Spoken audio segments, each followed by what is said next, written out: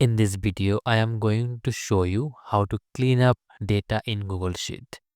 Here in my Google Sheet, I have written some data, but if you notice here carefully, you can see there is some extra space before some word. And here is third row and the sixth row are almost same. So how we can clean up all of these things very easily? So to do all of these things, all you need to do just simply click here data, then come down and select here or keep the cursor on data cleanup. And here you can see three options: trim white space, remove duplicates, cleanup suggestion. So you should select here cleanup suggestion. Okay, well, then here you can see the third row and the sixth row are almost same. So they're suggesting us to remove this. Just need to simply click here remove.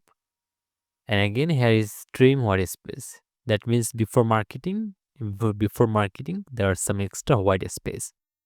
So to make this correct, just need to simply click here, this accept all suggestion on green sign. Okay, well, so then here you can see all of your data are organized and cleaned up. So in this way, you can clean the data as much as you want.